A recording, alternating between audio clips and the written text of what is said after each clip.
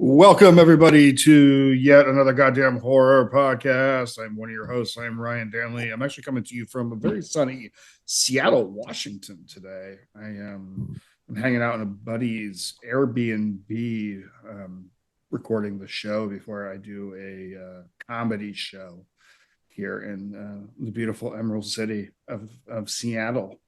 Kind of fancy. So I'm not coming from Portland today. I don't, I've actually barely been in Portland I was in last week. I was all through California. I went to Santa Barbara. You guys ever been to Santa Barbara? Like I've heard of it.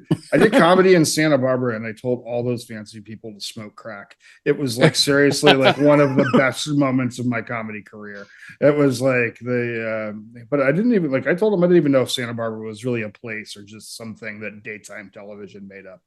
But it was a place that was made up in Melrose Place when that was a thing. Yeah, they're just like, yeah, Santa Barbara's over there. But no, you know what though? I did a bunch of comedy in Sacramento, and Sacramento was amazing. Sacramento is underrated city. I'm telling you. Mm-hmm. I've heard. I want to shout something out in Sacramento for any of our listeners. If you're ever in Sacramento, go to a place that's in Old Town Sac called Evangeline's. It fucking rules. It is like the old haunted costume shop that you could think of in a horror movie. It's that place. It's a 2-story costume shop. It fucking rules. Yeah, downtown. How do you spell that? Evangeline's? Yeah, it's Evangelines. Thank you. It is dope. Old Town Sac. I did a open mic down there after one of our shows, and they it feels like you're in the OK Corral or some shit. It's like it's like very old westy. Old westy. So how's Brooklyn, guys? I'll shut up. Brooklyn, good. I've been working nonstop with kids. I'm working with 4 or 5 families now, 8 kids. Every day I'm running around with 6-year-olds and infants. It's pretty wild. Yeah. That's why I take it. I'm a nanny basically for a bunch of. It's basically a bunch of families all together, and I just work for them all week, every week. Wow, it's pretty fun. It's like when you see somebody walking 8 dogs on one leash down the sidewalk. It's like that, except for 6-year-olds. Yeah, I had 4 kids, 6-year-olds, flanked walking across the street in Brooklyn, and one of my friends who I used to work at a bar with walked by and was like, "What the fuck?" Because I don't have any kids. I look like this, and I'm. Hey, that sounds dope. At least you're getting paid, because I have 2 kids, and it's free. I'm a slave. Okay? Right? Yeah. You pay for them. I got 2 kids too, and they're expensive. Graham, do you want to introduce our wicked rad guest? I do. I'm super excited about this one. We have today writer and director Christianne Cruz, who recently we got to see her short Aftertaste, and it fucking rules. So thank you so much for being on here, Christianne. How are you? I'm great. I'm so tired today. I mean, we just said I have kids, so I don't have to explain myself, but know. Yeah, I'm good. I'm great. I'm tired. I'm everything, everywhere, all at once. Also a banker of a movie. Also a great movie. Yeah. Here's my recommends are coming in early, so they are, yeah. Awesome. Yeah, that's highly recommended by everybody. It's hilarious when somebody's like, that movie was all over the place. I didn't like it. I'm like, it's in the fucking title. It's right there. Yeah, they prepared you. Right. They prepped you and everything. Totally. Well, so you're from Canada, actually, I think, right? I am. I'm from Toronto, born and raised. I am a huge Canada fan. I want to be Canadian. I have only been there once for one night in my life, and it was the greatest. And it's just, I built it up in my mind it's where I belong. But yeah, anyway. I mean, people always are like, oh yeah, in America, you're like, oh, you guys really have free healthcare over there? And then you talk to Canadians, they're like, our healthcare sucks. You have to wait in line. And I'm like, what? But it's no different from being at Kaiser. Right. Well, listen, like waiting in line might not be fun, but you know what else isn't fun? Having to take an Uber instead of an ambulance. You know what like? I mean, like it's like if you know, do the math. I hate bleeding on the back of somebody's Ultima. You know, You're like, dude, I'm gonna have to like knock down a couple of stars off your rating. You bled all over my car. Yeah. But only one, because it's America. Just one. Just take down one. Yeah, it's fine. It's always funny when you see a medical bill come back and it's like ambulance ride, $2,000. It's like fucking sweet. All right, cool. Just gonna go ahead and buy a bullet now. Exactly. That'll be way cheaper and more available. Yeah. We've had a couple of Canadian guests. Good people. I mean, for the most part. I have recently I met somebody, he's a showrunner of like a prominent HBO show. And I just talked to him at a party and I was like, yeah, we're good people, right? And he was just like, I filmed for 11 months in Toronto and everyone was crap. Like everyone was so mean, and it was even worse because everybody thinks you're all so nice. Maybe your attitude. Yeah, like was it Succession? It sounds like somebody from Succession. No, not. It was not.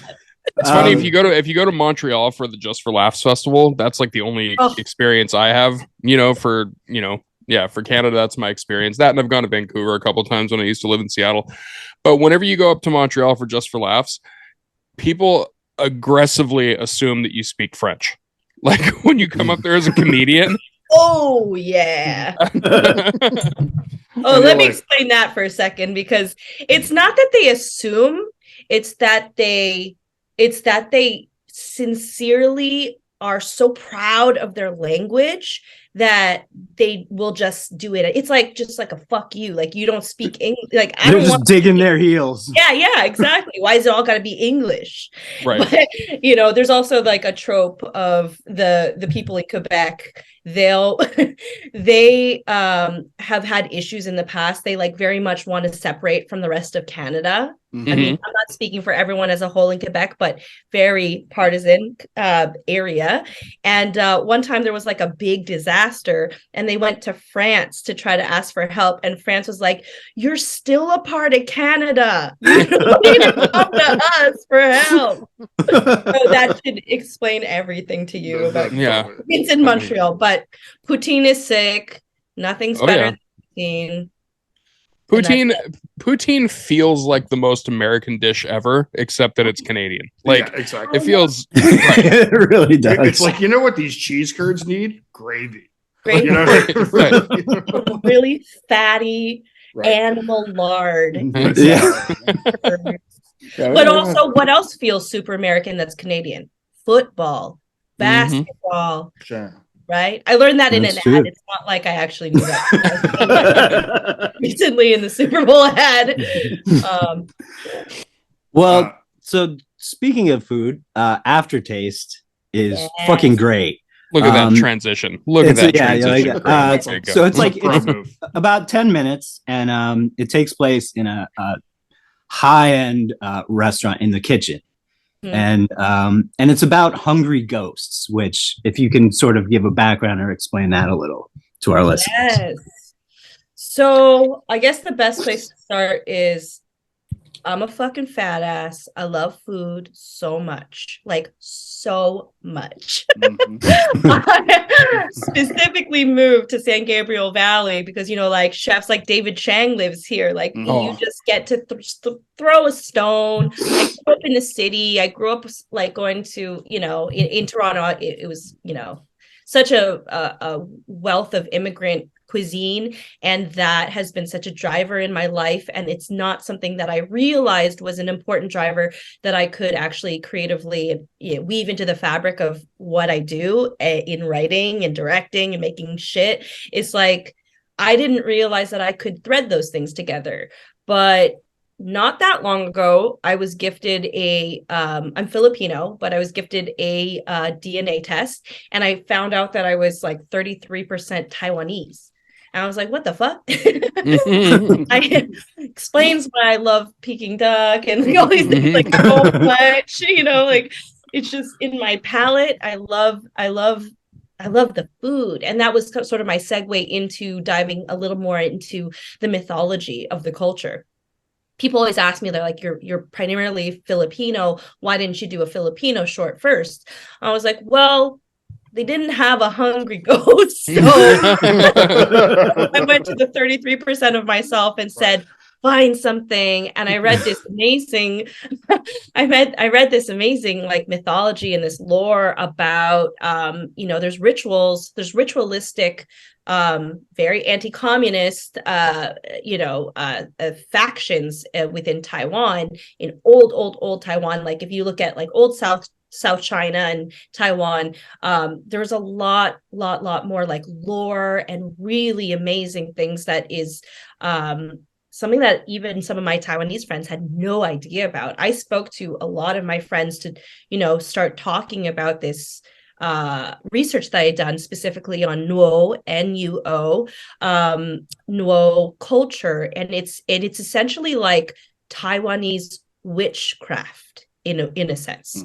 So there are still in very small farming communities in Taiwan, and in southern China, there's still some practice and there's some keeping up of this, ancient ritual, and it could be anything from dance for exorcism to food for exorcism, and obviously I chose the latter. That's so cool. It's really fucking fascinating to see. Good. I would fully choose food to be exercised. Yeah. Don't waste all that delicious pea soup. Like it's like it is like no, I would totally like the exorcism of the food. I am a food person as well. I have actually a culinary degree and have worked in food my whole career. And so like whenever I see that in taking place in the sort of like the showing of the kitchen and the showing of those sorts of things, it's you did a very good job portraying that. It's a pretty like as a kitchen person, it was relatable and it was very good. And and just that side of the industry, like so I commend you on that, because it can go a lot of ways, like with the kitchen, like what it looks like in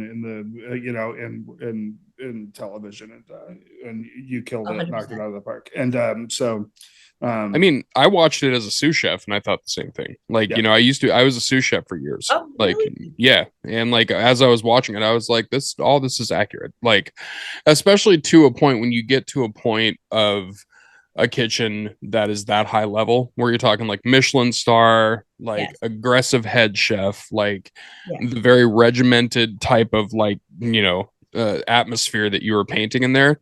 It was perfectly portrayed.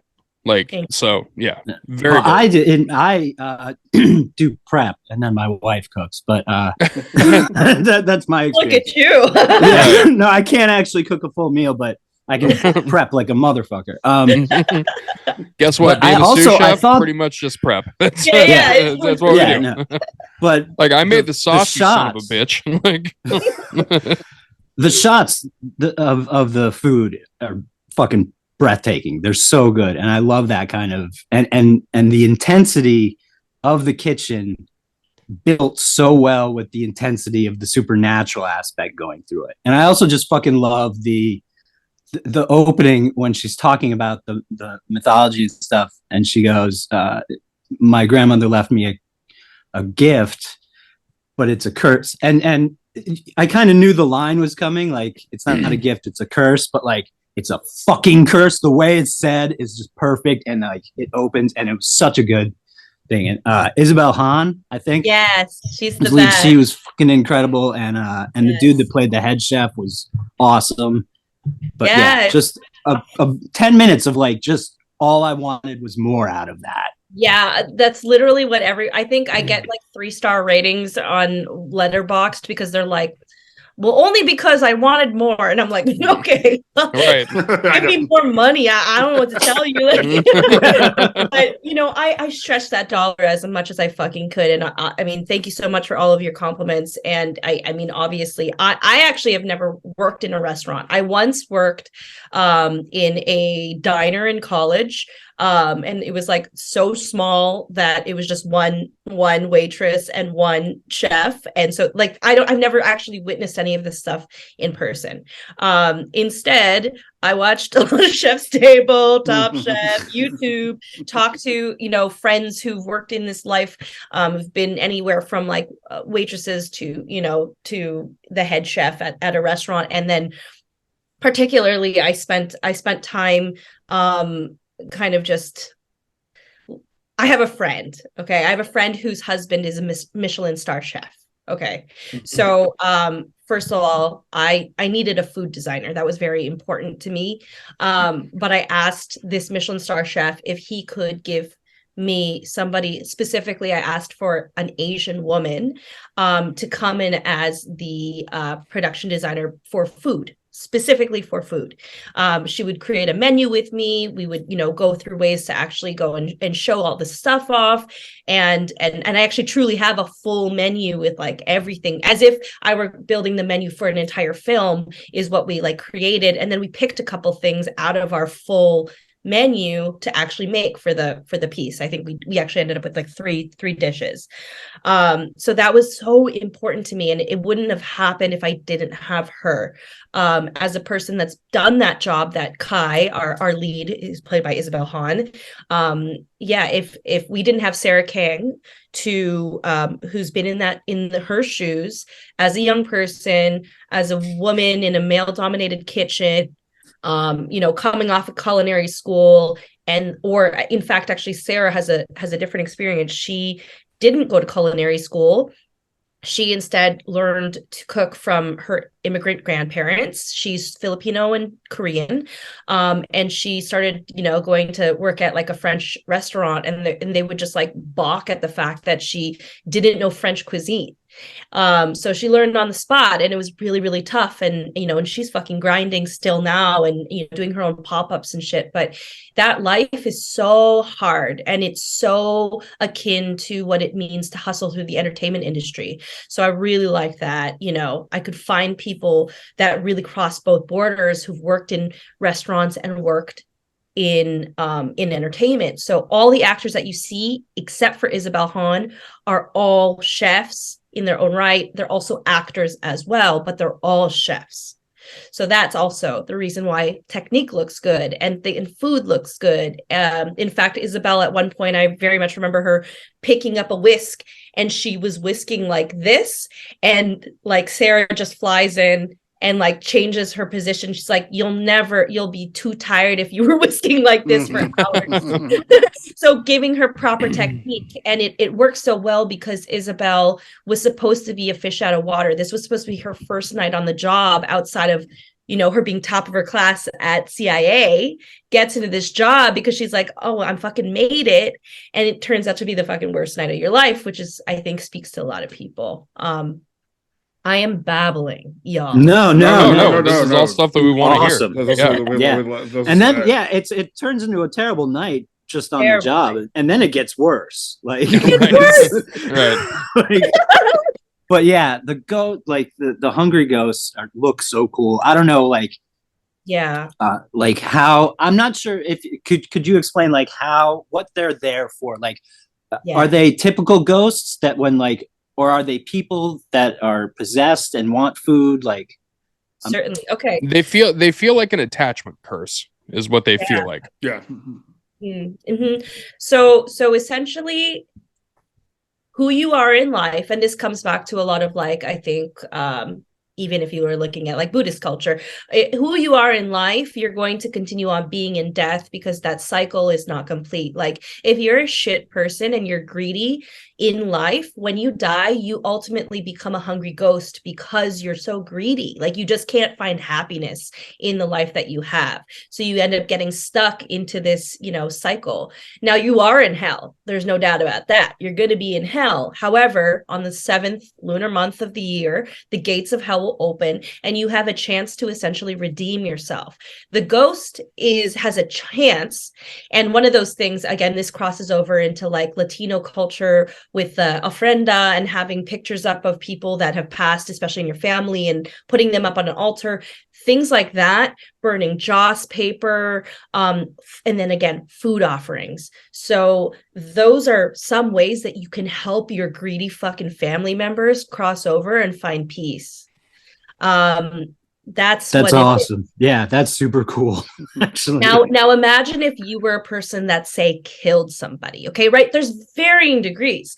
I could just be like never fully satisfied, and then like I come back as a ghost on the, at my time, and my family burned enough paper, and I ate enough food, and all of a sudden I'm good, I'm freed. But let's say you actually killed somebody, right? Like, let's say you're a fucking horrible person. Yeah. Like lowest level of hell, and you come back. What would you have to do in order to redeem yourself? What kind of magic would need to happen at that level to redeem a person like that? Oh, wow. That's the hungriest of hungry, where like you're talking protruding bellies and long fucking necks where you can't even breathe like for the rest of eternity. Like, it's that level of bad, right? I love it. I want to see this as a full movie. Yeah, show. So bad. I immediately want that. That sounds like that. rad. Straight up sounds like a David Cronenberg ghost story. Like, So you know what I mean? Yeah. Like, when you describe the different types of ghosts and everything, that's also something that I think, like, just watching the 10-minute short, like, there's already pieces in it that you can tell have a lot of legs on them. Like, as far as putting it to a feature length type of thing, like. Yeah. Oh, for sure. Just enough in that 10 minutes to say like, oh, this is easily a full length feature, if not more than one, or a TV show, which is something. Yeah, you could do it like a serial show, like every like episode, like the gates are open again, and you have to do a different midnight mass style. The idea in my head that I'm toying with is like, if you were to take White Lotus, for example, how they move around from country to country. Yeah. Mythologize. That's exactly like if Mike Flanagan did White Lotus, is what like I've been thinking about. Yeah. Like, you look at different cultures and different cultures' connections to food, and then you go to the place that they are. So like, we could be talking about like South Central LA. We could be talking. Yeah, you literally could be anywhere, and that's the poutine. Yeah, it's the haunted poutine that. Yeah. We never knew we needed. Somebody give that ghost some fucking poutine. Like, give it to it now. So was it always horror for you? Did you grow up on horror? Did you what so is that like, is that your, is that how you ended up here? Was that? Yeah. Okay. So this is quite a story, but I grew up as a child actor. Okay. So from the time I was 4 till I was 16. And I mean, the experience was fine. I mean, I was in Canada. I was all like protected. It was all fine, except for the fact that, oh my God, I've never said this out loud. My grandmother stole all my money. Oh shit. But okay, that's a like side thing. That's a story. But horror, I think, and this is why I think I love the genre so much, and I love the people specifically that love it so much, because I think we all find a way to, in a very safe space, kind of unwrap all the things that we deal with on the inside, and do it in a very overt theatrical way, depending on what subgenre you love. I started, I think the first time I was too young to watch Rocky Horror Picture Show. I was probably 7, and I think that's where it probably started for me. It was like that. Then I saw Candyman on TV. This is when movies would just play. Yeah. Yeah. And you're like, oh, I'm watching Red Shoe Diaries at 12 o'clock. Yep. Like I think a whole lot of us have learned a lot from Red Shoe Diaries. 100%. I will never forget the tentacle episode for all of my life. Like, gosh. Yeah, there was a lot of it that it was this intersection of the naughtiness of seeing like sex and gore and blood and darkness and it being like so available to you, where I was like, but the rest of society is not like this. Like, this is not what things are like, especially in my immigrant household where things are so protected and so bubbled. That was my outlet to, I think, the rest of the world was through watching horror movies secretly, Yeah. That's so cool. Yeah, I remember. I like that you touched on like the sort of the getting the naughtiness of it, because the first horror movie I ever saw was Poltergeist, and I hid behind my parents' couch or our couch while they watched it, and they never knew that I was there. I'm sure I didn't watch the whole thing. I remember some scenes, very like the maggots and the meat and shit, and then the clown and everything in the trees. But like, I remember running back to my room, being freaked out, and then being like, oh, I got away with that? That was dangerous and cool, and nobody knows. And like, I was hooked there. Yeah. What about you guys, Ryan and Jonas? Like, what were your first like movies? My first one was the stereotypical Exorcist one. Yeah, and that was the one. Like, I was very young. I was way too young to watch it, and I was at a very irresponsible extended family member's house that was like had one of those pay-per-view boxes that was just unlocked for everything. They're like, I don't give a fuck what you watch, I'm gonna go make food. Like, so I threw on like whatever was on HBO at the time, and it was gonna be a coin flip. It was either gonna be porn or horror, and it happened to be horror. So it was, or both. Yeah, right. It could be both. It could have been Hellraiser. Like, we never know. But no, it was The Exorcist, and I watched it, and it fucked me up, but in the best way. Like, it was one of those things where I watched it and I was like, oh, now I'm interested in all of that. And then it sent me down the rabbit hole of like, now I have to go to my video store, and now I have to get all of the VHS tapes that I've been looking at for, like with my parents as we walk through this thing. It's like, now I want to watch all that stuff. So it started early, but yeah, Exorcist was the first one. For me, like, I'm just gonna like, I mean, so movie wise, it was either, like we're from New England, but we were living in Colorado, so like The Shining was always kind of a big thing for us because Stephen King at the time. So The Shining was big, and An American Werewolf in London, still like my favorite movie. We owned a copy of it, but I am going to actually give the nod to Scooby-Doo as my intro to like straight up like horror. As of age, they kind of realize they're a little too close with the cops, but yeah,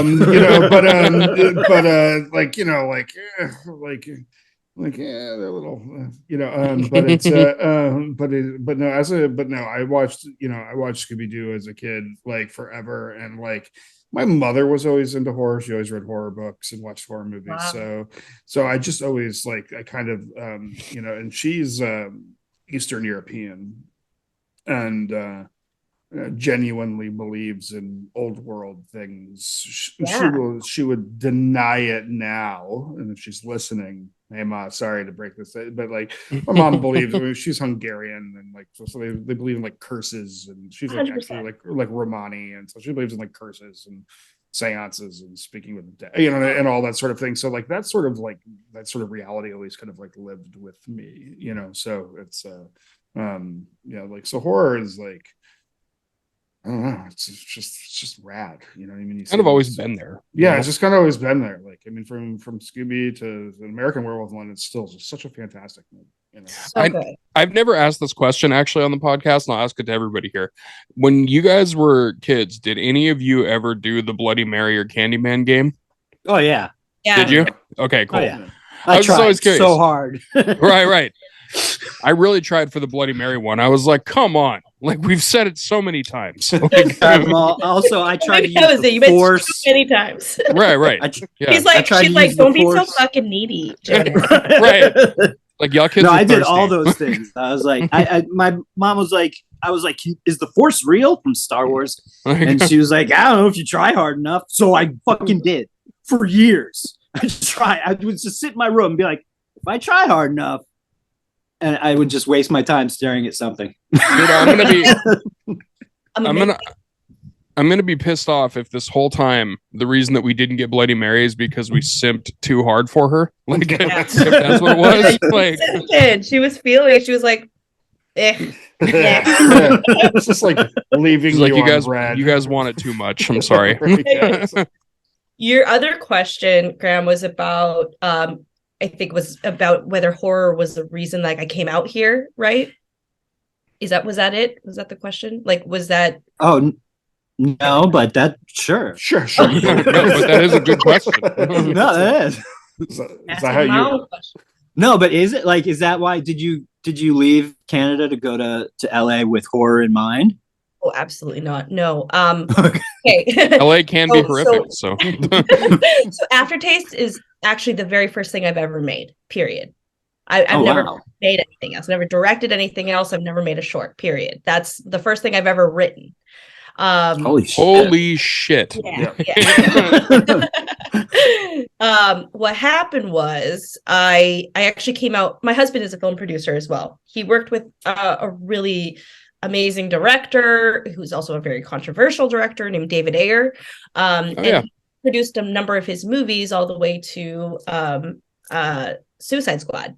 And we met. It was filming in Toronto. We met, and I was working in sales at the time. And at that point in my life, I was like, I don't want anything to do with entertainment. I'd been an actor for so long. I don't like it. I'm tired. I'm done. But I took so many years off, and it always felt like something I wanted to come back to.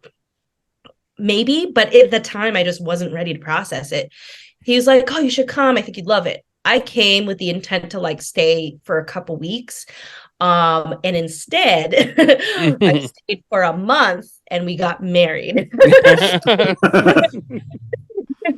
And I started working immediately at ICM Partners, and which RIP, it doesn't exist anymore. It's now part of CAA.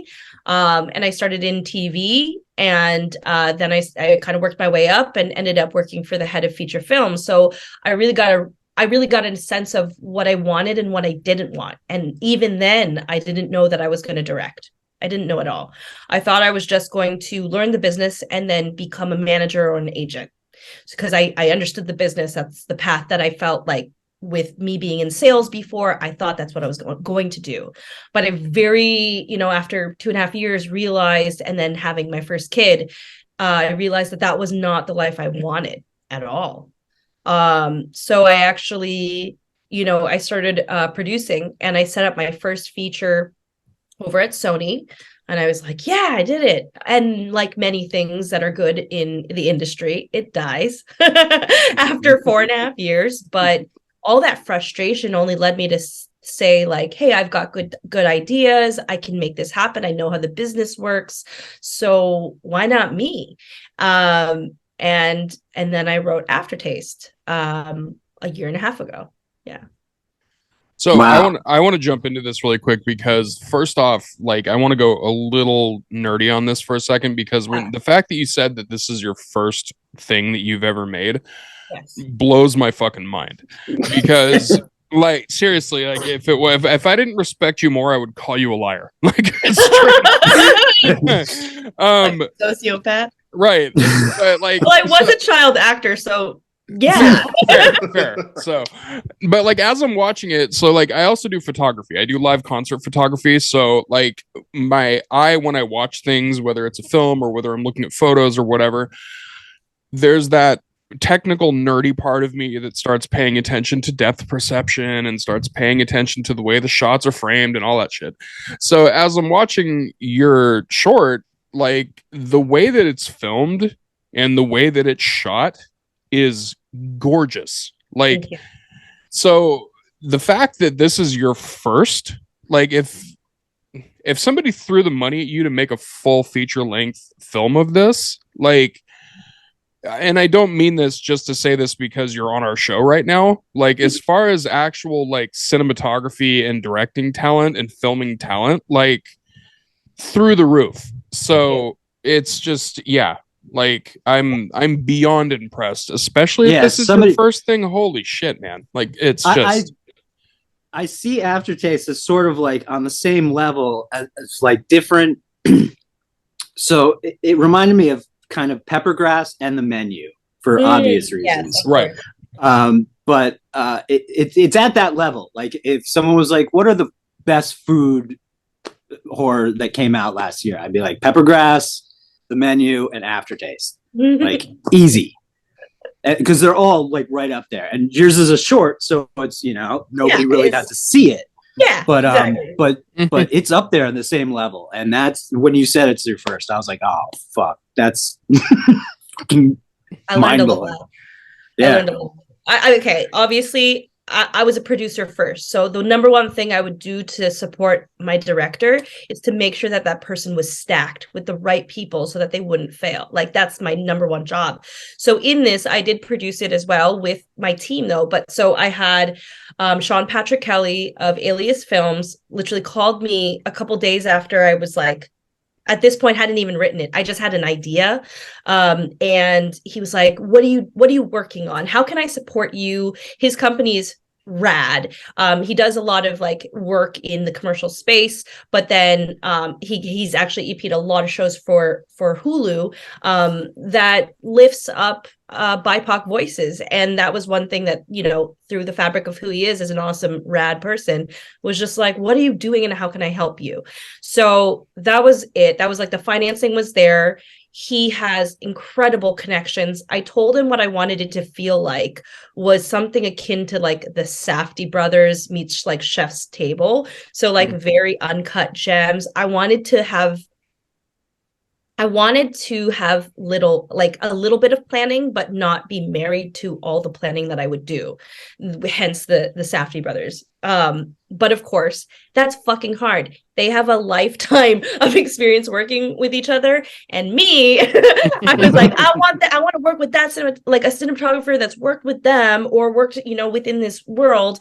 But that person who's actually in New York, in Brooklyn, his name is Zeus Morand. Zeus was a camera operator on The Wrestler. He worked on Uncut Gems as well as a camera operator. So he knew exactly what I meant when I said I wanted to do this. I wanted to come on and just be inspired by the moments instead of racking my head around like, oh, like I'm going to storyboard this. And trust me, I did it all. I storyboarded. I did a floor plan. I did all this fucking shit that I didn't actually end up doing. But I needed to because I've never been to film school and I've never actually done this job before. Sure. And I'm like coming in here trying to be this confident director.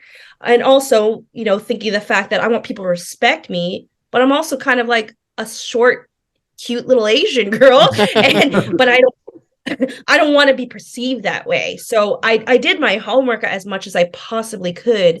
And it wouldn't have been possible. Like what you see is a very much a collective experience. Certainly no director is like the head of it all, but I think it's very important to have very good communication and trust into the people that and know how to talk to them in like sub level ways. So that's the relationship we had to create so fast because I only Zoomed with him like 3 times and then we showed up that day and we're like, let's go, let's make this thing.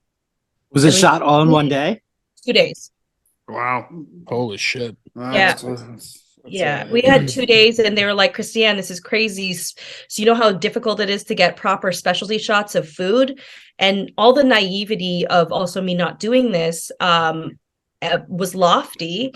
But you know what? We got pretty much everything that we wanted out of it. I've certainly learned a lot. I would have done more. I wish I could have done more. I wish I could have afforded another day so I could have ended the way that I wanted to end it. But at the same time, the point was to just do a banger of a stylish, bold piece that was short enough that could just get programmed like this in a bunch of places, which it has. Motel X in Lisbon to Brooklyn Horror to Screamfest in LA, and it has. But I know people's frustration as well, because I have it myself, where it's like, but it wasn't like, it didn't feel like it was complete. And I was like, yeah, well then fucking give me money. I'll go. I'll make the whole thing. I'll make it 4 hours long if you. Yeah, I'll make it like 8 hours. I'll do the Snyder cut of. So I want to mention this really quick too, because there's something that kind of ties into the concept of the food. Like when you look at the food in the movie, it's obviously, like you said, you did your homework on it. You had somebody come in that shows all that. And in the same way with food, where they say that we taste with our eyes first, I feel like with horror, we see with our hearing first. We see with our ears first. So like when you have a film and the sound production is done well, even if there is nothing on screen, if the sound is there, you can see what's happening, or what, like, you know, your brain makes a visual of what you think is about to come. And the way that you did the sound on this one, especially because I watched it with headphones, I watched it with good headphones, you know, and otherwise it's gone. Dude, I'm one of those people that, like, when I go to the theaters and stuff, there's sometimes I'll go to, like, you know, I'll totally be the film snob that goes to a cinema house and has like that experience for sure.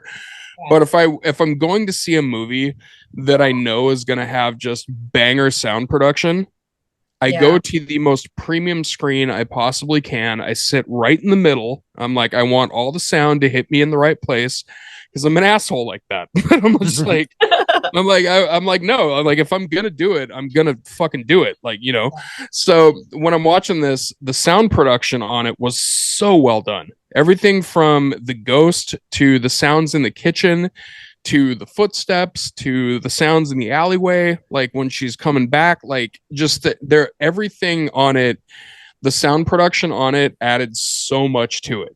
Like, so I don't know whose responsibility that was, but that's my editor, and who's a fantastic director. I mean, like, he's not an editor. Chris Ewing and his wife Callie are my very, very, very, very dear friends, that they're like family. But Chris is worked at Hulu for a number of years, and then, you know, they recently left.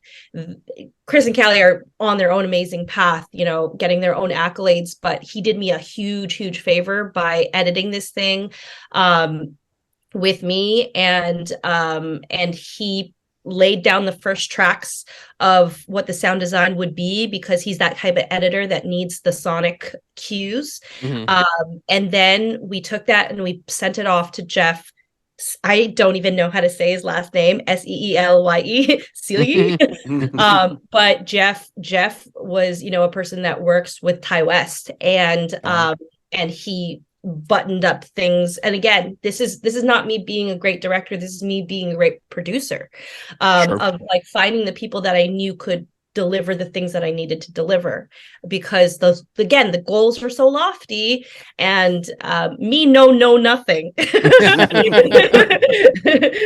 Those two people are really key. And I can't forget Emily Green.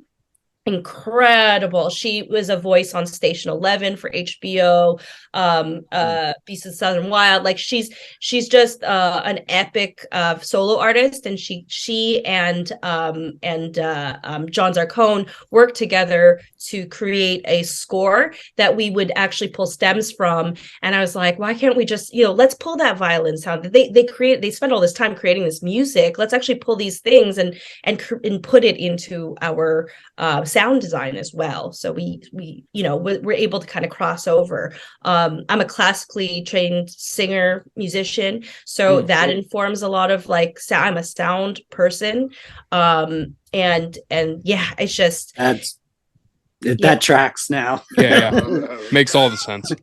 I talk a lot about Ty West's sound editing and everything and all that, and it's really good. So yeah, it doesn't surprise me that you worked with somebody that's worked with him. So that's one of the things that made House of the Devil so effective. Was the sound, like, because especially with that movie, because it was a micro budget for a feature film, and the sound production on that film made the movie exponentially more terrifying. You know? Yeah. So like sound can do a lot. And also when it just like this, like I said, the sound in yours propped it up. Like the movie was dope as it was, but then the sound design added to it, like it added a whole new layer of like the tension and a layer of the fear and a layer of the, like all these things. So yeah, as it should. There was a version of it that was like 15 minutes. And then I was like, you know what? Fucking cut it. Just get it short. Like, I just want it to be like, just get it out there, show the thing, let people be like, oh, what did I see? And then like cut it off like that. Mm-hmm. And that's it. And that's all I wanted to do. That was like sort of the feeling that we were going for. We just kept getting the pace faster and faster. We probably cut it about, 5 times before I was like, it's done. I'm like a very instinctual person. I'm not a perfectionist by any means. I've never been that way. I'm a gut driven type of person, and I'm a gut driven director through and through. I also I can't going through years as an actor, and then I went to school for drama in university. I studied drama. So like that part of it is the thing that I pride myself the most of is my ability to direct actors as an actor. That's great. I'm so excited to see the shit that you do in the future. So where are people watching Aftertaste right now? Where are people watching? They're, let's see. We've got Salem Horror Fest. Okay, so that's it's in April. Yeah, that'll be the next one. Then I guess the one after that I can't talk about yet because it's not released. But we're doing that festival circuit, and we're keeping it offline. Cool. And if you're a good friend or family, I'll send it to you, of course. I have a film festival question for a short film festival. I don't know if you've been a part of it yet or not, because if you haven't, then we'll talk after the show. But it's called the Chain Film Festival in New York. No, I have not. Is that coming up? I believe it's coming up in the summer. I want to say it's coming up in the summer. But we can definitely talk after the show on that, because I've worked with a couple of people that are filmmakers that have done shorts. And so I've ended up getting a relationship with them like through that, because I've kind of been it's people that don't live in New York that had their film go on it. So they're like, hey, can you go represent the film and just like take pictures and shit? I'm like, fuck yeah, I can. So, yeah. So I've met these people a million times now. They're awesome. So I was just curious about that. Thank you. I appreciate that. Horror fests are they're so much fun, because you're really with such a warm audience they're expecting the worst and acting like everything's the best. Yeah. It's like, wow. There's so much less pressure when you're at another festival. You're doing something that's like, it's like a heavy drama or whatever, and you're like biting your nails, but you could literally just throw blood at the screen for like an hour and people are like, that fucking rule. I've never seen it. Probably did. Yeah. I would have loved it. I've never seen Skinamarink fan. So. Dude, I've literally never seen a crazier film premiere than the NYC premiere for Terrifier 2. Like, people lost their fucking mind. Like, literally the first kill, everybody was like standing up, throwing shit at the screen and screaming. They were like, ah! It was fucking wild. My other actress, Sydney Malakay, she's actually in a film that's coming out soon, a feature, and it's by the same team as the Terrifier team. So it's oh shit, nice. Yeah, that's going to be fun too. I need to talk about Jared for a second, because our chef. Yeah. Our main asshole chef, who is the one that could give Gordon Ramsay a run for his fucking money. Yeah. So man, if you want to talk about a guy you need to get on this show, you need to get Jared on this show. You guys will love him. Jared went to like clown school. He's like a super hustler. He worked he was just like, one day he was working as a touring musician, and then he was like, and obviously in like a rock, like a metal band, and he's like, I think I want to cook, and then he just like shifts into that. But he starts cooking. Obviously he was just chopping and prepping and staging, but he was doing it at a really high level. Like, he was working for Jose Andres, and then he was working with like the team that opened up Animal in LA. he just kept going up and up and up into all these amazing restaurants and Michelin star kitchens until he was just like, I'm going to open my own restaurant. He goes to his restaurant, opens this place up, and he literally nearly dies. That's not the figurative, like, oh, I'm so tired. He almost died. And it got him to realize that he wanted to be an actor again, and came back to that world. The man is just, he's a jackknife, and he's incredible, and brought so much to that role, because it was supposed to be a role of a guy that is an aging chef who, you guys know who that guy is. Oh yeah. when you're feeling like your ego is just like, fuck, like everyone's younger than me and everybody's better than me now, but I gotta act out. I got a small dick, but I'm gonna act big. So that's who this man was. And that, I think, really spoke to Jared.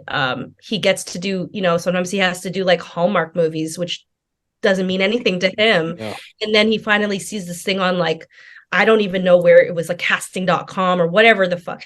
And he finally was like, wow, like I get to do something that I love. And that's really special. All the actors in this are incredibly special people. From Isabel to Sydney to Jared to Maurice to Eduardo, they each have so much to bring to this world. And as soon as I saw their pictures and as soon as I saw their audition tapes just one time, I hired them immediately. It was just obvious. That's all. Yeah, you clearly have like the skill of like putting together the right people for a project. Well, it actually wasn't Isabel first. It was actually Kristen Kish. You guys know Kristen from Top Chef? Oh yeah. Oh yeah. Yeah. So it was actually Kristen Kish was actually the first Kai. But something that I noticed, I mean, like there was timing, it was COVID, there was a lot of factors that ultimately didn't work out. But we had a few sessions, and something about that woman, she is a beast, and she can't remember what it was like, I think, to have to suffer as a, like, because she's literally that talented, that she never had a point in time where she was like having to really figure it out, if that makes sense, which is like, sure. Oh, I'm jealous. Yeah. But our character needed to feel out of water. And that's why it actually made sense to go with someone who wasn't a professional chef for this.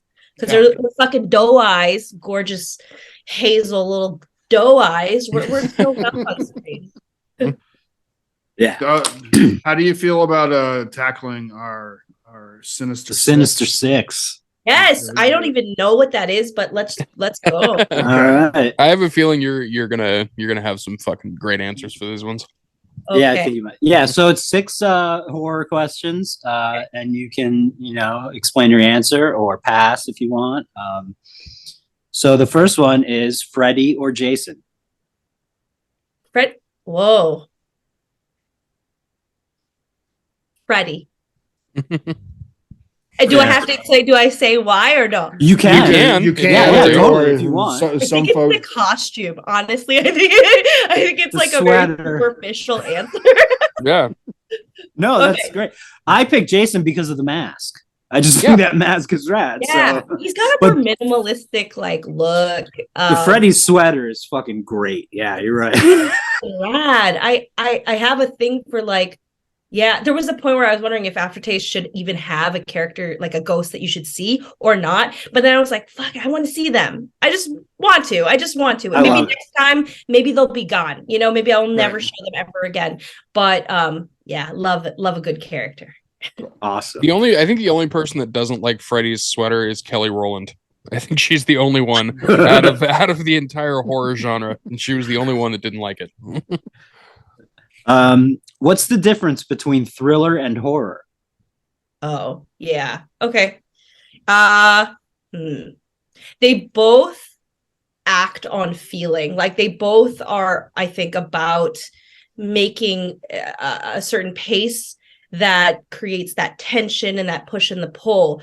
But then horror, I think, has an ability to get into like, slasher, thriller, supernatural, there is like an element that almost every horror is a thriller, but not every thriller is a horror. It's like the square and the rectangle. So I feel like the difference is in the touches of like what you do with that thriller that takes it over the edge, whether it's dead alive fucking eating like gory shit and like that like high intensity, but there's theatrics that a thriller doesn't have to have that a horror has to have, or it doesn't work. Right. I love that. I like that. That's a great answer. A lot. Yeah, it's kind of like what my thing has always been like thriller can deal with bad, but horror has to deal with evil, and it's kind of like what you're saying. Like it's like it's just like the extremeness, you know what I mean? So pushing the edge, totally. Yeah, exactly. What horror movie influenced your taste the most?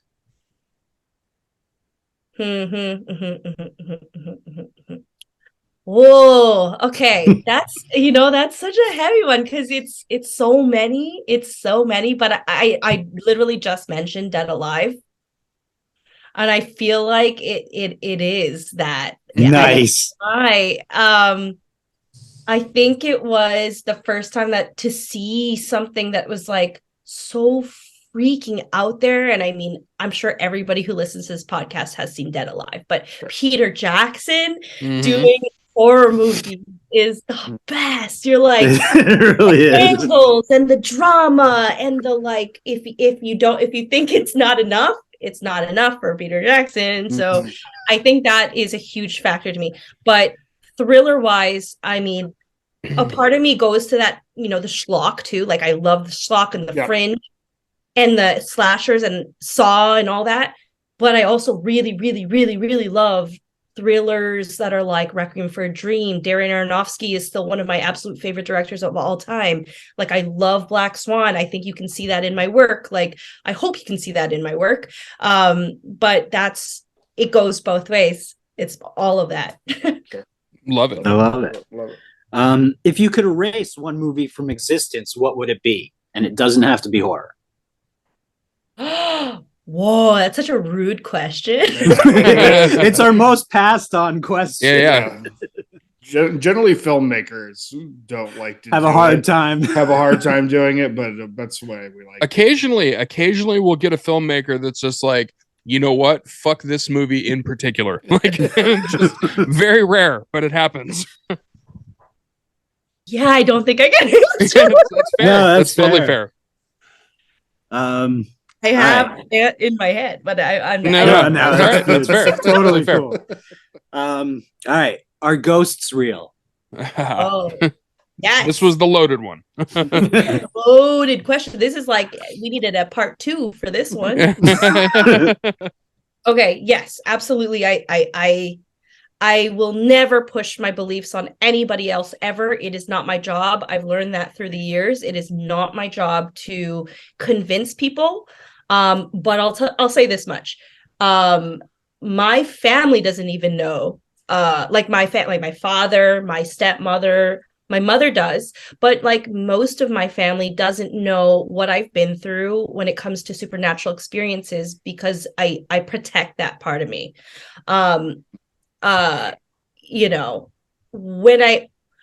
When I was like 26, I took myself to a psychiatrist because I had to ask her if I was schizophrenic. And I think this is very common for a lot of people who deal with supernatural things, because so much of it is the same. You see so many horror movies that talk about this idea of trusting your narrator. Like, are they just mentally ill?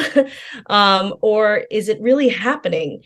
And the reason why she gave me of like, you're not schizophrenic. I can't say for a fact that you are susceptible to ghosts or whatever, but she's like, I do believe that people are sensitive to ghosts. And it just, the process of figuring that out was I needed to tell her like 3 or 4 different anecdotes of times that I've experienced ghosts. And she said the reason why I wasn't lying was, or not that I wasn't lying, she's like, you could be lying, but you were telling stories logically. And that was the reason why I wasn't schizophrenic. I've seen anything from actual physical, ghosts as in apparitions. I have experienced the ability to help people whose family members are crossing over to get them to the hospital in time before their family member dies. That has happened too. I have, talked to a lot of, it's just so weird, but, I've been possessed once, twice. Wow. Twice. Okay. Twice, yes. And it's my best friend's grandmother, who I never met, never knew, never saw a picture of, and somehow I know all of this information about this person. So I mean, I have lots of different little stories over the years. Sometimes I see nothing for years. Sometimes I'll go through absolutely a phase of nothing, and then sometimes it's like so overwhelming. It's like I literally will see orbs all around, or like it happened, when I had a normal job. I had a manager, and I'm sitting there in the middle of the day and I see 3 blue orbs in the shape of a triangle, and they're just circling. Like, it's circling around her, and she's like, "So you have all those numbers?" And I'm like, "No." Yeah, so I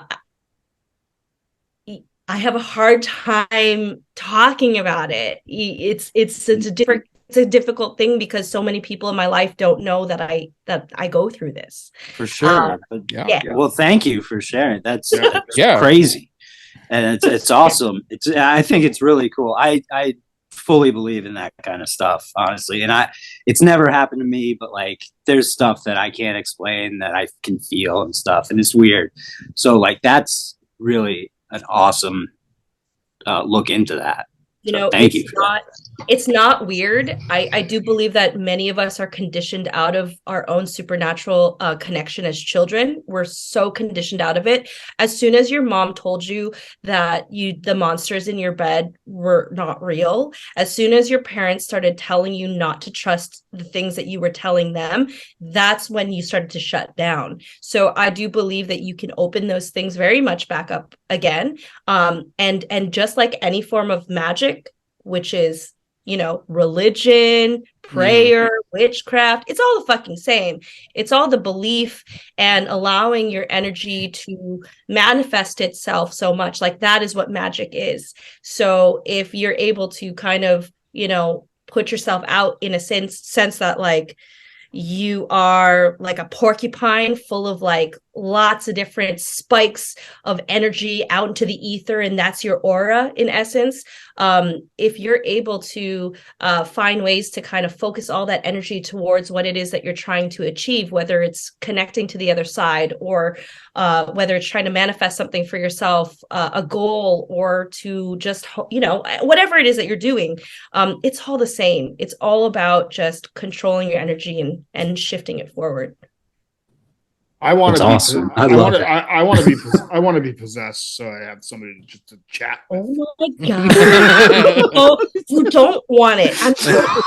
You guys done drugs? Isn't that a funny question? I just want to be possessed, so like we can we can chat about shit. You know what I mean? Just hang out. Just I don't think that's how possession works, Ryan. Yeah, you really want to know what it's like, because it's fucking weird. I'll tell you that much. But have you ever done Molly?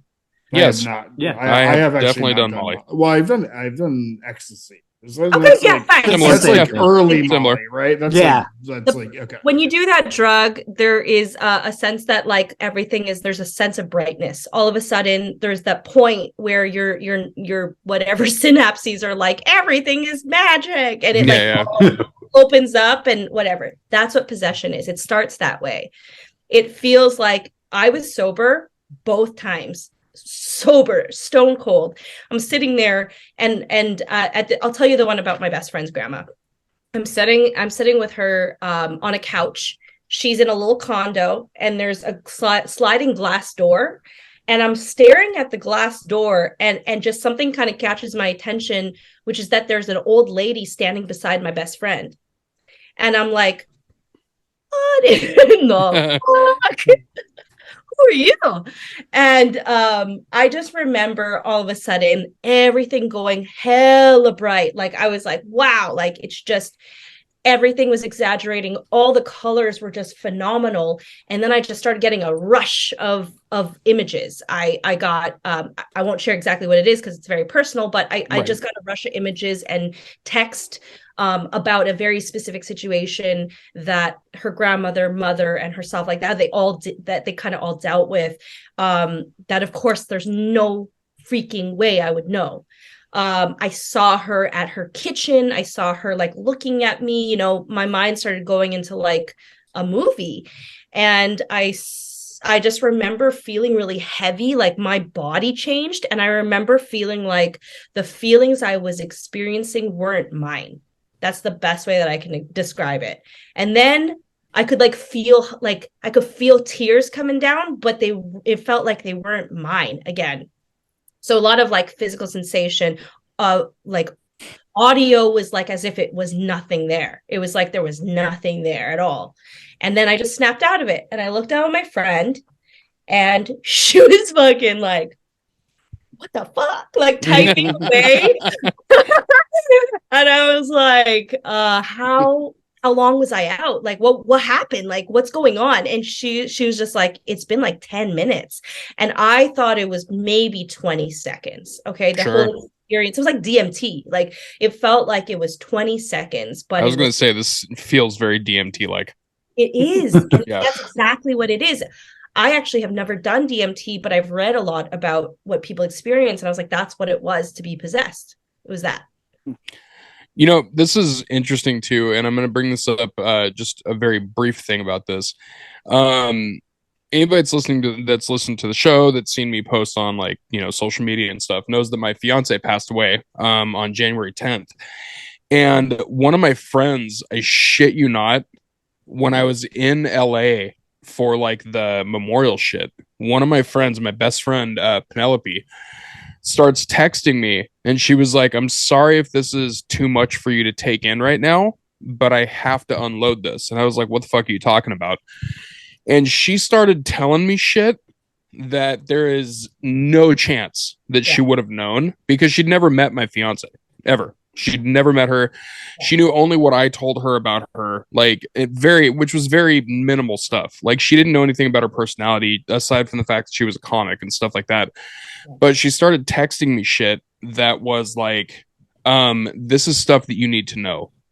And I was like, get the fuck out of here. Like, I had to put my phone down. I was like, send me all the shit that you need to send me, like, to get this out or whatever. I was like, but I got to put my phone down, like, straight up. I got to walk away.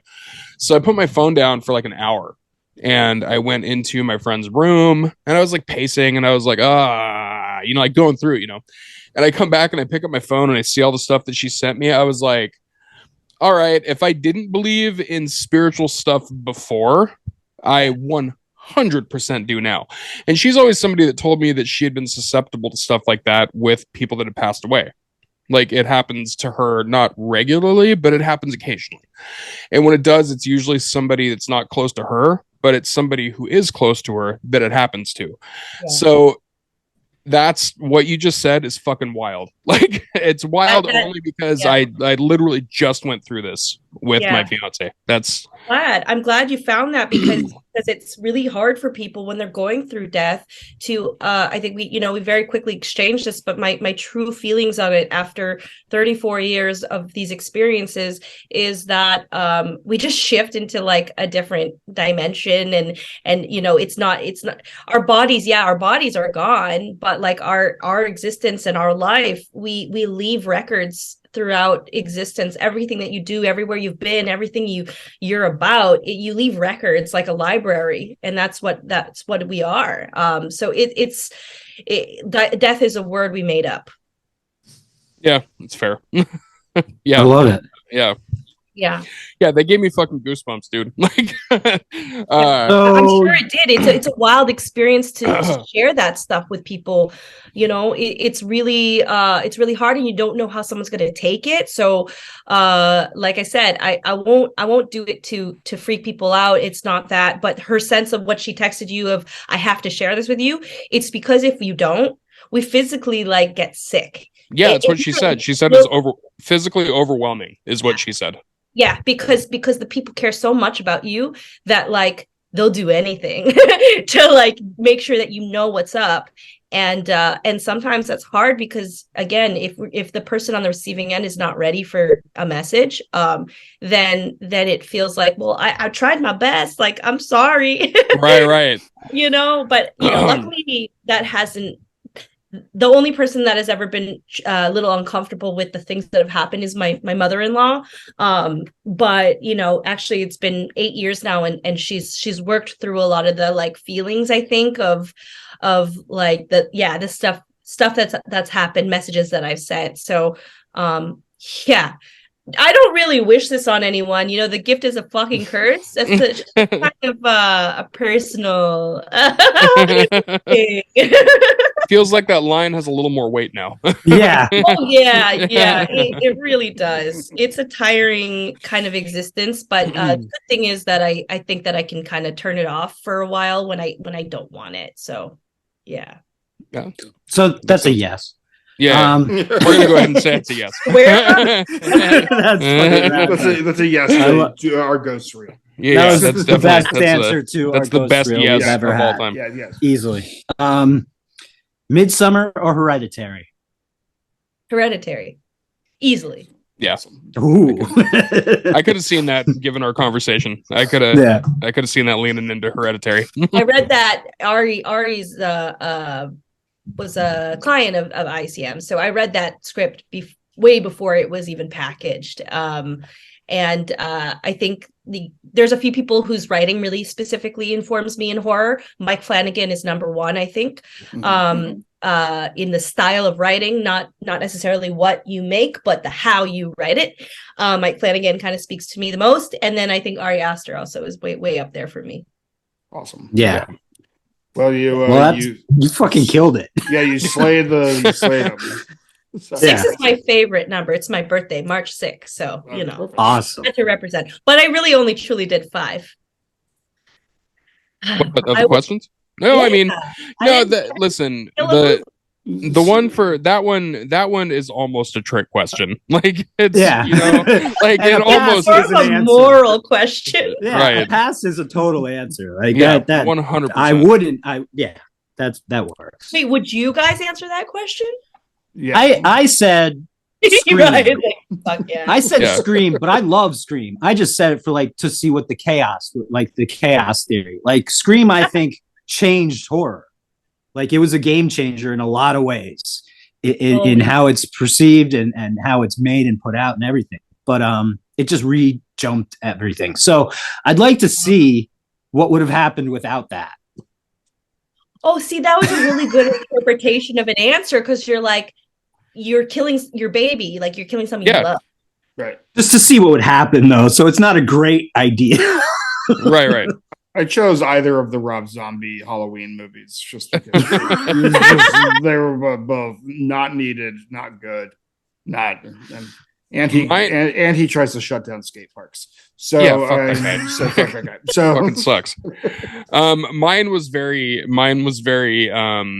film nerdy, because I was like, I said get rid of I Spit on Your Grave because it's an unnecessary movie that the genre that it quote unquote created can completely exist without.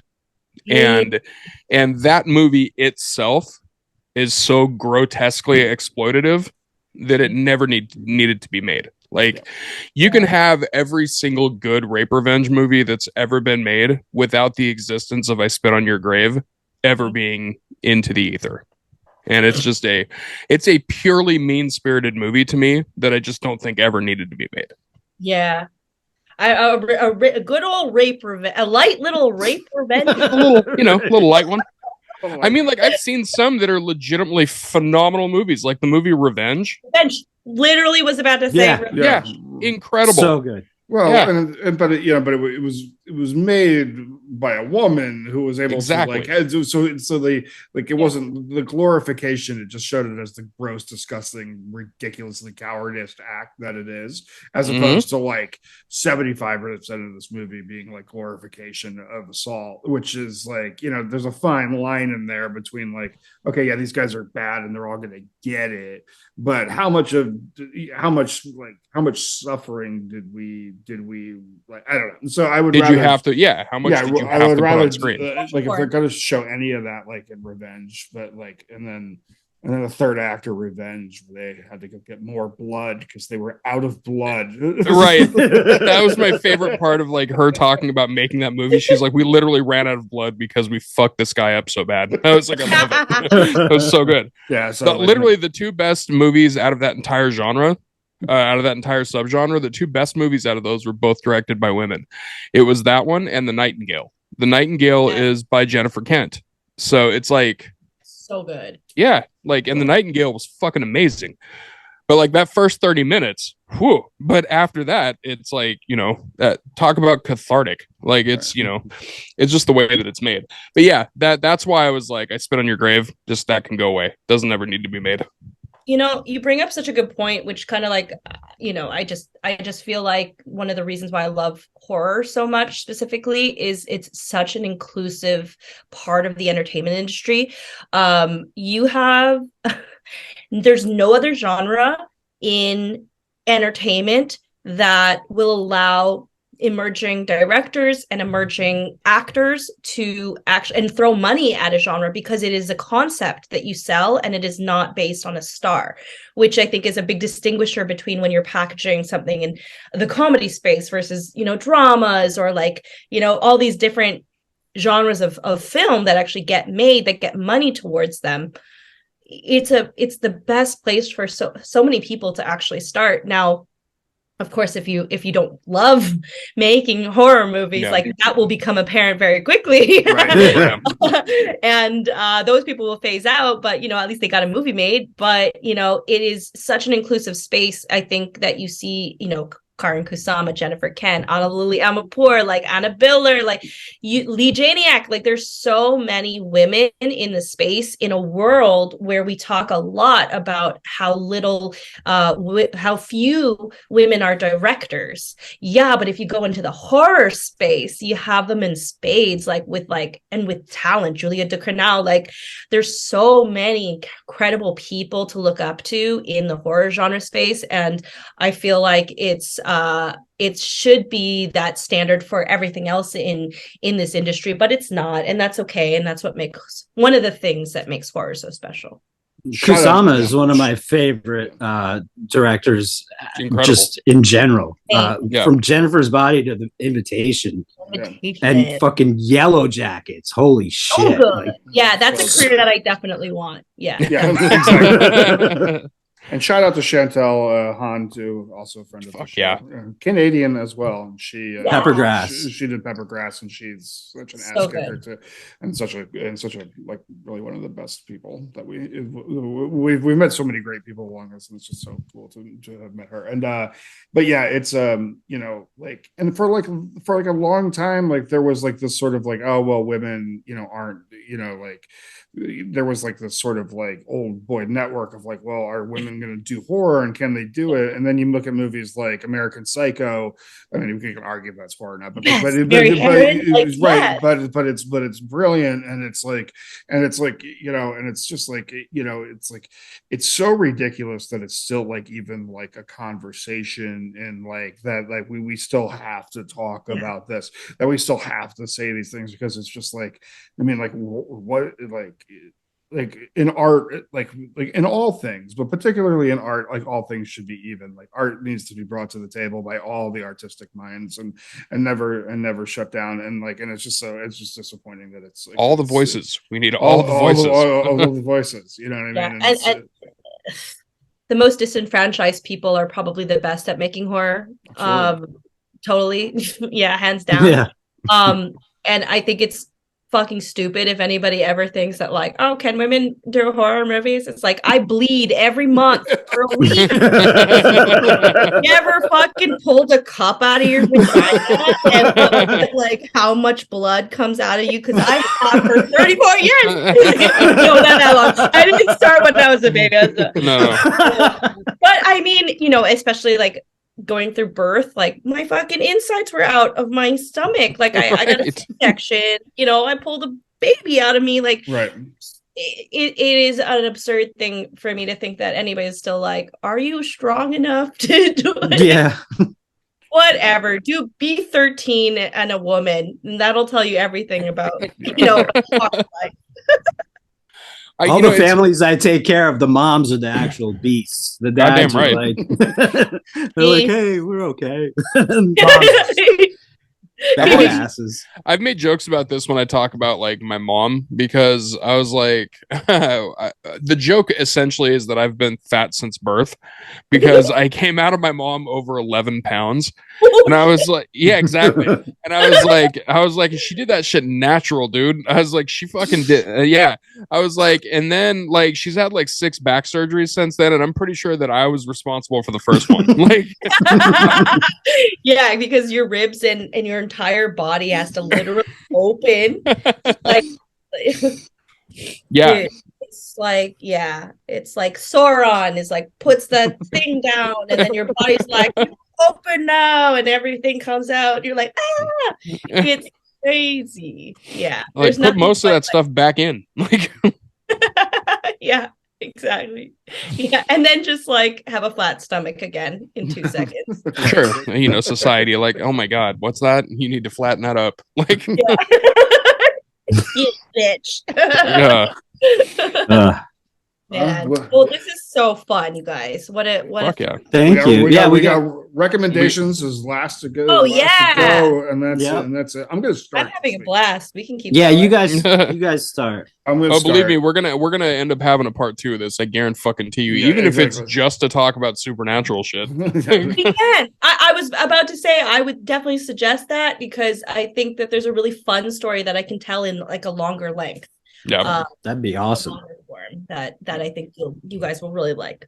Hell yeah! Well, we're huge fans, and so you can come back all the time if you want. My recommendations this week, though, is I'm going to go with. I'm going to start with Swarm. I watched all of Swarm. I don't know when Swarm came out, but I just pretty recently. But I just watched it all, and I don't know, like Donald Glover just, I was like such a massive fan of Atlanta, like just in its originality and the way it's written, and it's funny and it's serious and it's original. It is such a nuanced look at things, and he was able to like kind of carry that same like Atlanta vibe into Swarm, and like just the being about like spoiler alert, a serial killer, and just it made it, but like a serial killer that you 100% root for, and like and was just such the acting and the directing and the it was just like one of those things that you just I don't know, blew my mind. I thought it was just absolutely fantastic. So yeah, Swarm's dope. Seconded. I think it's on Amazon. Movie wise, I'm going to suggest Leave. It's on Shudder. Yes, watched it last night. Yeah, Leave is very good. The name has a couple different meanings, and it's very good. It takes place in Sweden, I think. One of those countries. It's Norway, right? Or is it Norway? Yeah, it's Norway. I think so. Yeah, it's Norway. Yeah. Sorry to our Swedish and Norway, Finland. Okay, that movie is also really good. Book wise, I am going to suggest Brother by Ania. What is her last name? I'm sorry, Ania. It is a good horror book. I just finished it. Ania Alborn, and it's she did a great job. It's kind of it's a horror book about a serial killer family that lives in a barn in the Appalachians, and you think that could be like a little boring or like maybe a little overdone, and it's not. This one's fully grounded in a sort of reality, and it is not nice at times. It is, so check your trigger warnings before it, but it's an absolutely fabulous book. So those are going to be my suggestions. Fuck yeah. And Chief Keef. Always listen to Chief Keef. Anyways, definitely nothing wrong with that. All right, so I got a couple. For movie, I actually want to recommend a throwback because somebody told me that Meryl Streep had never been in a horror movie, and that pissed me off because she's in a very good horror movie, and that's Death Becomes Her. Yeah. I love that fucking movie. Yeah. So like, best. yeah, throwback recommendation. Goldie Hawn is one of my favorites too. Yeah, dude, fucking revisit Death Becomes Her. It rules. Please. It's such a good movie. And also on Hulu, the Boston Strangler movie with Keira Knightley. It's actually really good. I was kind of shocked. I didn't think it was gonna be that great, and it actually was really solid. And I think it came out, I want to say like less than a month ago, so it hasn't been out that long, but it's on Hulu. Highly recommend that. Music, I don't have anything to recommend because the one that I was going to recommend, I think Graham's probably going to because he sent it to me. But it fucking rules. You could just recommend Chief Keef again. We could, yeah. I'll just recommend Chief Keef again. I'll totally recommend Chief Keef again. So physical media recommendations on this because I just got them in. This one, okay. So we were talking about thriller and horror. Two of the things that I'm recommending for the physical media. One is a thriller. One is a horror. The first one is a thriller, and I think that in the last 20 years, this is one of the two best thrillers, straight up, that have hit movies. The first one is The Gift. That one I think is probably one of the best thrillers, just pure thrillers. But this one, Red Eye. Oh yeah. Mm-hmm. So Red Eye, if you're not familiar with it, is the Cillian Murphy and Rachel McAdams Wes Craven movie that a lot of people forget Wes Craven did because it's not a horror movie. It's a straight up thriller. Very Hitchcockian. Both Rachel McAdams and Cillian Murphy do incredible work in it. The reason I'm recommending the physical media of that one is because it never ever hit Blu-ray. Ever. It never hit Blu-ray in all the time it was out. And then Paramount Presents did a really cool 4K restoration that is beautiful. Nice. Yeah, and it's inexpensive for a 4K too. It's like $25, $26 or something like that. And then also another 4K, Texas Chainsaw Massacre, the original, the OG hit 4K. Never heard of it. Never. No, it's a new one on the scene. It's one of the 10 movies I say is my favorite horror movie. Right, absolutely, yeah. So here's the thing: if you've ever seen this little, underseen gem, Texas Chainsaw Massacre, you know that it looks like it was filmed through a potato. Here's the thing: the 4K restoration and transfer of it does so fucking well because it still has the grain, it still has the grit, it still has everything that you love from Texas Chainsaw Massacre. But it is done in a way that it almost looks more realistic. So the transfer is incredible, especially for transferring a movie like that to a 4K restoration. So cannot recommend that one enough if you're into doing 4K. I bet you can smell the dinner scene. Dude, it's kind of like that. Like it's straight up like the stuff. Like you can fucking feel what you're watching, and it sounds almost too much. It's great. Like it's I love it. Really great. So that sounds fantastic. Yeah, if you're a physical media person, those two are ones that I can't recommend enough. And yeah, that's what I got for my recommendations. I thought you were going to say that it actually was filmed through a potato. It feels like it was. It was, and jokes on you, it really was. They used potato skin. Yeah, it was. It was just they thinned it out. It was actually like a Lay's potato chip. They just I was like, you know how they used to put the like Dior stockings on the like, you know, the yeah, McCabe and Mrs. Miller was filmed through a stocking. Yeah, but because you know. Okay. All right, I've got a few. Real quick, it's like from 2015. Take Shelter with Michael Shannon. It's about a guy that builds a shelter in his backyard, and that's it. That's the whole fucking movie, and it's fucking amazing. Like Michael Shannon is insanely I'm drawn to everything he does.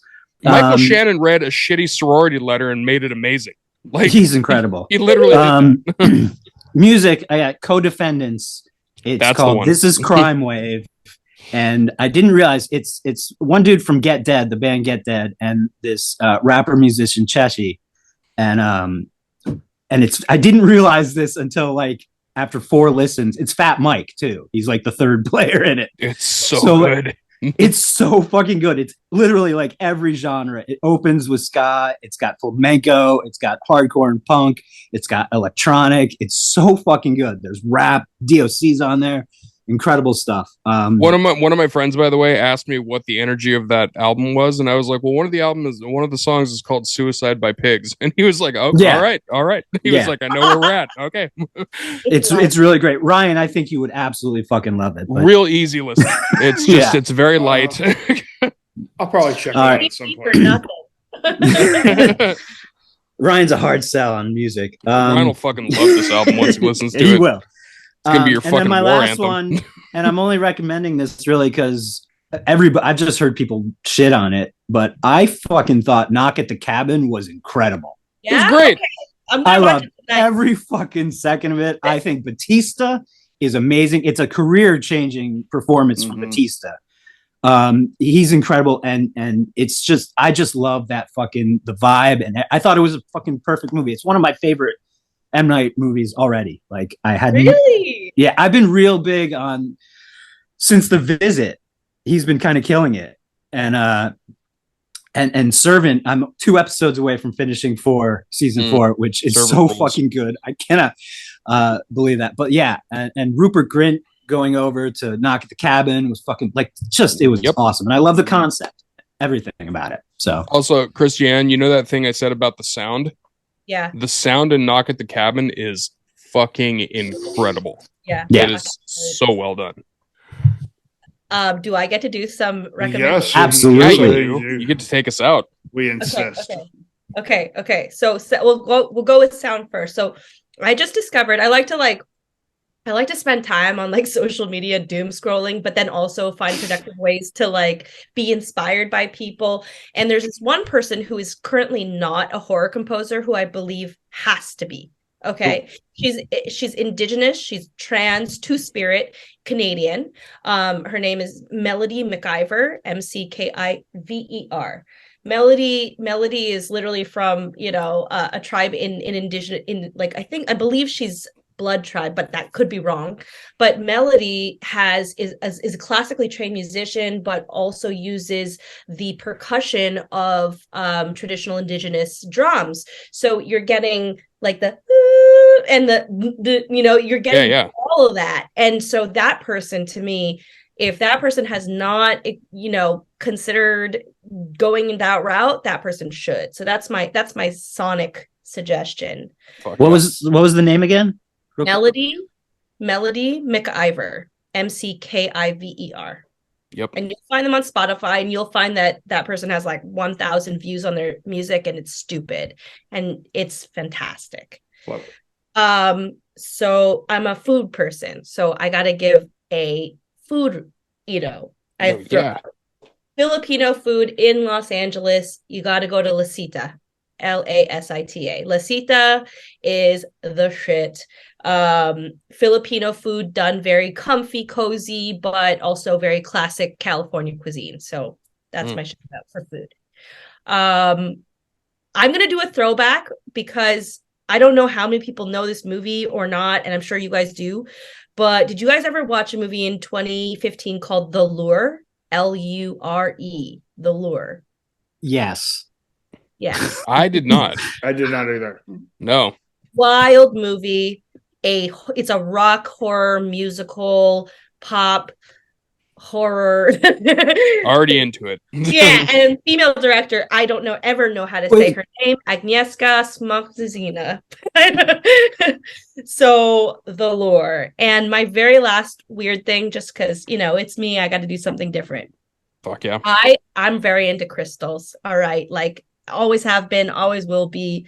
Haters gonna hate, but I specifically go directly to mines or miners to buy my crystals. I don't go to gem shops. Okay. Oh shit. Okay. Like that's like low level. So here's my suggestion to anybody who's a rock hound.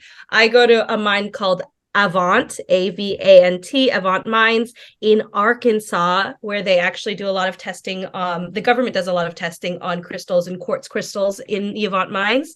So this fucking piece is that's cool as hell. Yeah. So this is a little smoky piece up from Arkansas. And then the crystalline connection is one of the miners I go to, and he mines himself out of like Namibia, Congo.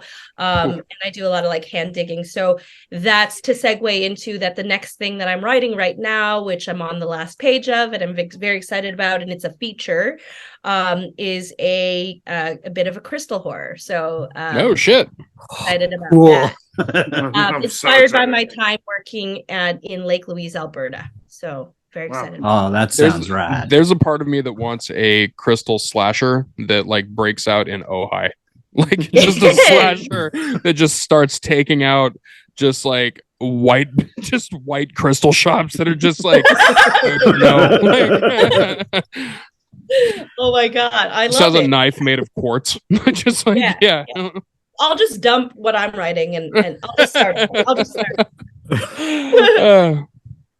Well, you absolutely killed today. Thank you so much for joining us. And I can't.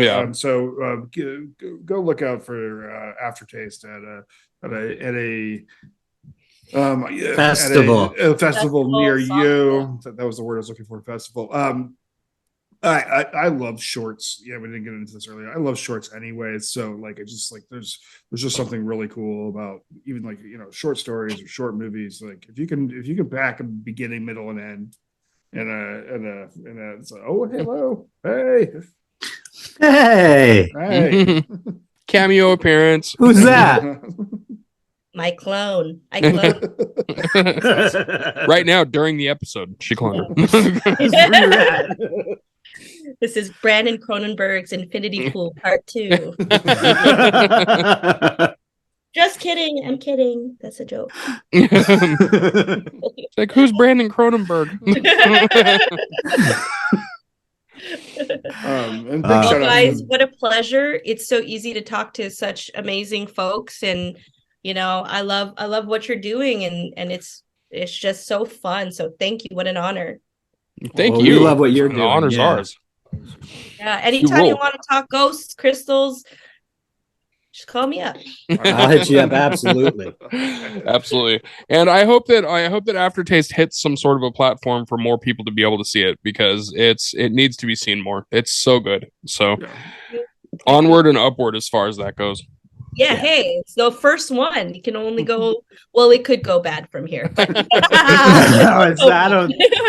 listen, you could have the Peter Jackson bad taste to what he does now, a career. You never know. Like, it's true. Yeah. Thanks for everybody worldwide tuning in. We appreciate you. And until we see you next time, please go start some fires and break some glass. Thank you.